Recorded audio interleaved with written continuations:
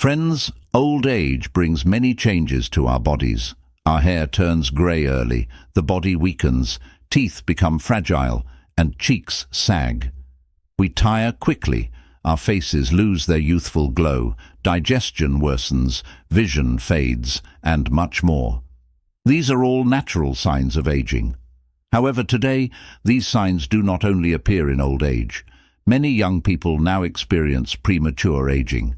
Let's explore this idea through a Buddhist story. Once, the great Mahatma Buddha visited the royal court of an emperor.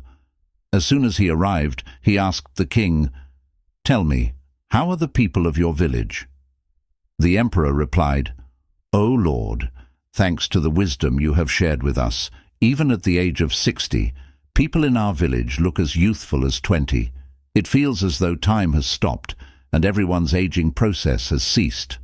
Lord, everyone in our state is healthy, resting peacefully, and no one requires medicine. Our people are entirely well and incredibly happy." Friends, today's story is filled with valuable lessons. I urge you to listen closely until the end, because this story will help you understand the reasons behind early aging. As many of you know, Buddha was once a king himself. He renounced his kingdom and embraced the life of a monk. This allowed him to understand what foods we should consume and what daily routines we should follow. Today, we will learn about 12 essential life principles from Mahatma Buddha, the secrets to living a full and healthy life. So, I request that you listen attentively to these teachings. By adopting these 12 principles, you will undoubtedly lead a life free of illness, and aging will have no hold over you. We will convey these lessons through a story so that each point will stay with you, helping you apply it to your life. Let's begin. A long time ago, there was a king named Badar Singh. He was a fair, just, and compassionate ruler. He had 2 queens, both incredibly beautiful, but they were also very cruel. Despite their beauty, they shared the king's religious devotion. The king was so committed to justice that no one in his kingdom suffered under his reign. He had established a cabinet of 9 ministers, each responsible for managing different aspects of the kingdom, such as food distribution and other critical duties. The king gave strict orders. Anyone neglecting their responsibilities would face death. This stern approach ensured that all the ministers worked with dedication and honesty. Whenever the king delivered justice, he did so impartially, understanding both sides of an issue before making a fair decision. As a result, the people of his kingdom were content, and the kingdom prospered. Each week, the king would tour his lands, meeting with villagers to ensure there was enough food in every household. His governance created a prosperous and peaceful state, and the people continuously praised their king. One day, during a public gathering, a farmer and his wife approached the king with a serious concern. They said, "Maharaj, we have a grave issue, and we seek your help." The king asked, "What is troubling you?" The farmer replied, "We have 2 sons, both around 26 or 28 years old, but they appear to be 60. Their hair is falling out, their stomachs are bloated, and they have become extremely lazy. They refuse to work. We have tried countless remedies, but nothing seems to help." The king, concerned, said, "Very well. I will order my ministers to have your sons treated by the royal physician, and all expenses will be covered by the state treasury." The royal physician treated the farmer's sons for an extended period. However, after some time, the farmer returned to the king and said, "Maharaj, my sons have seen no improvement. They are still the same." The king responded, "Very well. We will consider this carefully."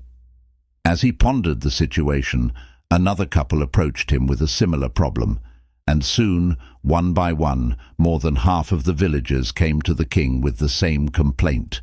The youth of the kingdom were aging prematurely, and no one knew why. Perplexed, the king called for an emergency meeting, declaring that the issue must be resolved immediately. He ordered a thorough investigation to uncover why the state's young people appeared old and weary. The king decreed that his ministers must go door to door and find the root cause of this alarming phenomenon. All the renowned healers were summoned, and an emergency meeting was held to discuss the crisis. The king addressed the healers, giving them 10 days to investigate and identify the disease or cause affecting every household. He promised that whoever discovered the root of the problem would be rewarded with a kingdom. The nobles began their work, going from house to house, investigating day and night for 10 days. Afterward, a state assembly was convened where all the royal physicians and healers gathered to present their findings. The king asked each healer about their conclusions, but despite their efforts, none had found a solution. Then, an elderly healer, around 125 to 130 years old, stood up and said, "Maharaj, based on our observations, I believe the issue lies in our lifestyle and diet. However, we do not have a clear solution for this." The king was taken aback, especially hearing this from such an elderly healer. He asked, "If that is the case, what is the solution?" "You must tell us how to resolve this problem, as we've been living with this distress for over a month. Our people are worried, and even within the royal family, whether it's the queens, princes or princesses, everyone is facing this issue. I too have started to lose my hair. Please give us the solution." The elderly healer, with folded hands, replied, "Maharaj, we do not have the answer. However, there is one person who can solve all these problems. If we summon him, the kingdom's issues will be resolved, and all illnesses will disappear. No one else possesses this solution but him." The king, eager for a solution, asked, "Healer, tell me quickly, who is this wise individual? We must not delay. Tell me his name, and we will invite him to our kingdom." The healer responded, "Forgive me, Maharaj, but we do not know where he is currently residing. He is likely preaching in some distant state. Send your soldiers across the kingdom to search for the place where Mahatma Buddha is giving his sermons. Only he has the solution to this problem." Upon hearing this, the king immediately ordered his most capable minister to locate Mahatma Buddha as quickly as possible and bring him to the kingdom with great respect and honor. "This is my command," said the king. "Take spies and search every corner to find where Mahatma Buddha is preaching. If he does not come, inform me, and I will go myself with my concerns." The ministers dispersed in all directions. After much effort, they discovered that Mahatma Buddha was giving a sermon in a faraway region. The ministers traveled there, paid their respects to Buddha, and conveyed the king's message, "Lord Buddha, our king has summoned you. A great illness has fallen upon our kingdom. Will you please come and help us?" Mahatma Buddha, filled with kindness and compassion, had only one wish, that all beings on earth should be healthy and happy. He harbored no deceit and desired no one to suffer. Upon hearing the minister's plea, he smiled and said, "Why delay? Let us go immediately." Mahatma Buddha agreed to accompany the ministers to the kingdom, and his disciples joined him as well. Upon his arrival, the king warmly welcomed him, bowing in respect and offering him great honor. The king then said, "Lord, our people were once joyful and content, but today a great burden has befallen them, a calamity that weighs heavily on us all. These people are not just subjects, they are our family. Please solve all their problems." Mahatma Buddha, impressed by the king's deep concern and compassionate nature, smiled and replied, "This is nothing. Everything will be fine. The people have brought these problems upon themselves." The king, though smiling, was still astonished. "Such a big problem, and you say it's nothing. All right, Guru, do whatever is necessary. Please heal our people."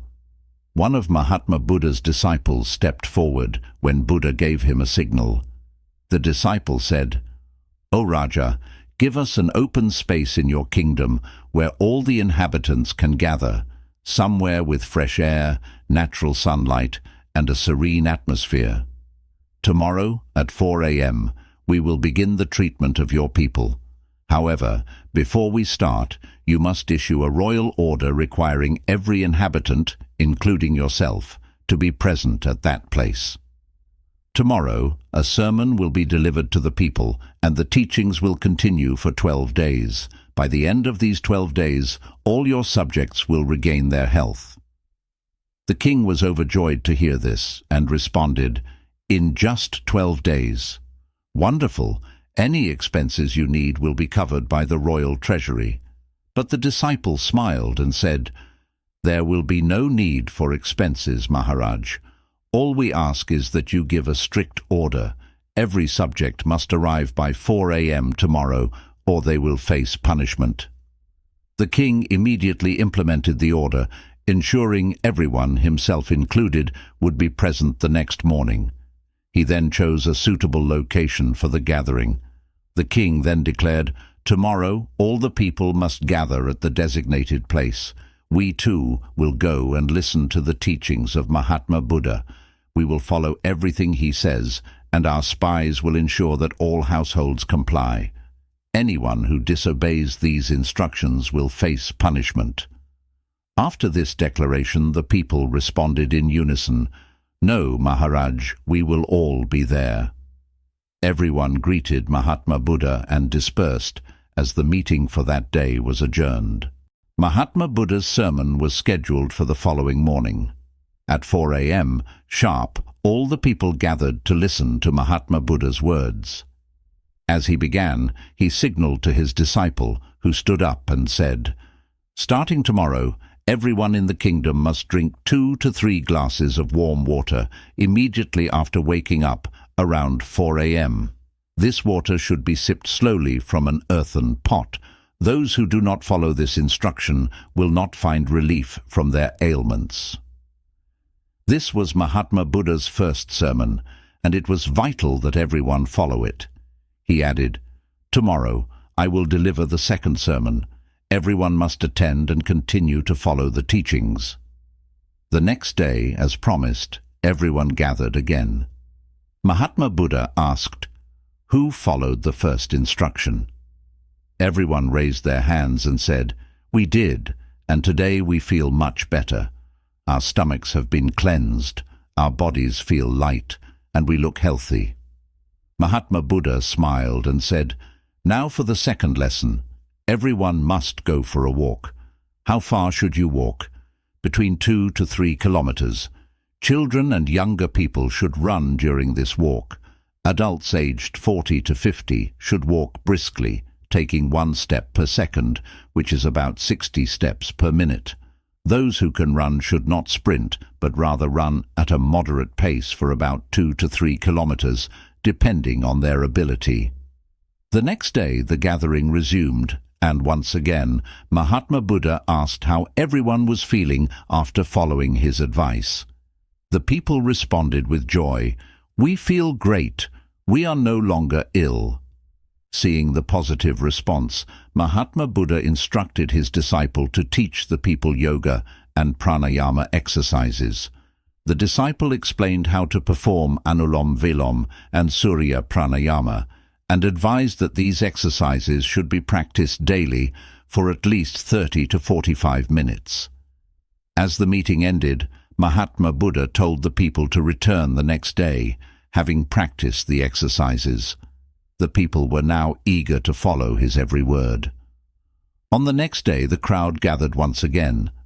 They were asked who had followed the teachings, and the people responded joyfully, "We have followed everything, and we feel completely healthy. We don't even need an alarm to wake up. Our eyes open naturally at 4 a.m. The king was delighted by this and expressed his amazement. He marveled at how his people were healing without the need for expensive treatments. He approached Mahatma Buddha and said, "Lord, please do not leave us. Stay in our kingdom forever." Mahatma Buddha, always joyful and at peace, smiled and replied, "Now that everyone is familiar with pranayama, The next step is related to diet. Tomorrow, everyone must eat 300 grams of fatsev, a traditional food. You may eat more, but not less. Once again, the people returned to their homes, following the instructions given by Mahatma Buddha. The next morning, they gathered and shared how much relief they felt. The disciple then gave them more dietary advice. After your morning meal, you should eat again 2 hours later, as per your usual routine. However, from now on, include roi, a multigrain dish, in your diet. This roi should not contain wheat, but should be made from millet, corn, and chickpeas. Your plate should also include a bowl of lentils, homemade ghee, and seasonal mixed vegetables. Additionally, 30 minutes after eating, you must drink a bowl of yogurt. Add jaggery to the yogurt, as this will aid in digestion. The meeting concluded, and the next day all the people gathered again. They were asked about their health, and everyone responded, "We feel completely healed, as if we were never sick." The king, filled with joy, said, "By following this diet, everyone has gradually become healthier." The disciple added, "There is still more to learn. First, you must remember that you should not eat and drink at the same time. If you find it difficult to swallow your food, take small sips of water. You may drink water during the day, but avoid drinking large quantities immediately after eating. Drink as much as you want an hour after your meal." He continued, "By 4 or 5 p.m., when you feel hungry again, everyone should eat a salad proportionate to their weight. For example, if someone weighs 50 kilograms, they should eat a corresponding amount of salad. A person weighing 60 or 70 kilograms should consume about 300 grams, and someone weighing 80 kilograms should eat 400 grams. The salad should include carrots, beets, radishes, tomatoes, a piece of ginger, and 3 or 4 cloves of garlic for flavor. You can add black salt or roasted cumin if desired. Do not eat anything before consuming the salad." The people followed these rules, and the next day, when they were asked how they felt, their faces beamed with happiness and health. Their once aging bodies now seemed rejuvenated. The king, seeing the transformation in his people, knelt before Mahatma Buddha and said, "Blessed are you, Lord. You have healed everyone simply through food." The king, still overwhelmed with gratitude, added, "Maharaj, there is still much more to learn from you."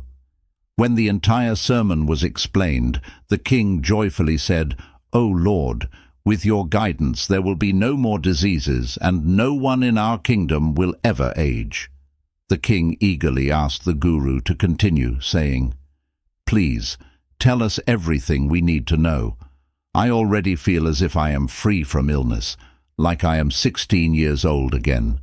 Mahatma Buddha smiled and said, "Now I will tell you what to do at night. First, everyone must have their dinner before sunset. When the sunlight is still present, it aids digestion. But as the sun sets and light decreases, digestion slows down. That's why ancient sages, like Asim Muni, used to eat an hour before sunset. There are 2 major benefits to this. First, the food starts digesting while we are still awake, and by the time we go to sleep, digestion is almost complete. This ensures a restful sleep. On the other hand, if you eat late, digestion will be incomplete, and your sleep will be disturbed, which negatively impacts your health. Therefore, it is important to eat an hour before sunset, and to choose light, healthy foods. Opt for multigrain, roi, and seasonal vegetables, but eat only what is necessary, as though you have barely eaten. After an hour, drink a glass of milk with 3 grams of homemade turmeric. Make sure this turmeric is homemade and not store-bought. A few hours before bed, you should be winding down, with no distractions. Go to bed before 10 p.m. If you sleep by 10, you will enjoy a deep and restful sleep, and by the time you wake up, your food will be fully digested. If you sleep well, you will naturally wake up at 4:25 a.m. without stress or illness. In short, he continued, everyone must live in the present, live life like children do. A child doesn't worry if their mother is arguing with the neighbor or whether there is food in the house. They simply eat what they have and continue playing as long as their stomach is full. In the same way, you must focus on the present moment and not be burdened by the past or the future. Don't stress about what you have today or what might come tomorrow. Be content with what you have and don't dwell on past mistakes. Living in the present eliminates stress and worries, which in turn prevents diseases. Remember to follow these rules and also avoid eating food from outside. Always prepare your meals at home, because outside food is often adulterated. Whoever follows these instructions will not age or get sick. Mahatma Buddha concluded, everyone should follow the same rules, and in a month we will gather again to see the results. And so the days passed, and after a month, Mahatma Buddha returned to the gathering. The king eagerly rushed to greet him and invited him to the royal court with great respect, saying, welcome, Guru, to our kingdom. This is your home as well. Mahatma Buddha smiled and asked, tell me, O king, how are your people? How are your subjects? The king happily replied, Lord, thanks to the teachings you gave us, all our people are incredibly happy. People who once seemed 60 years old now look like they are 21. Everyone's aging has stopped, and they no longer need medicine. They are all completely healthy and content. My dear friends, what do you think of Mahatma Buddha's 12 health teachings? Will you put them into practice? Leave your thoughts in the comments below. Don't forget to give this video a like, share it with your friends and family, and subscribe to our channel by activating the notification bell so you don't miss any upcoming teachings. Thank you so much for your continuous support. It encourages me to keep sharing these valuable lessons. Your interest and participation are what drive me to create more meaningful content. I sincerely thank you for your constant encouragement and wish you peace and well-being on your journey. Until next time, my dear friends.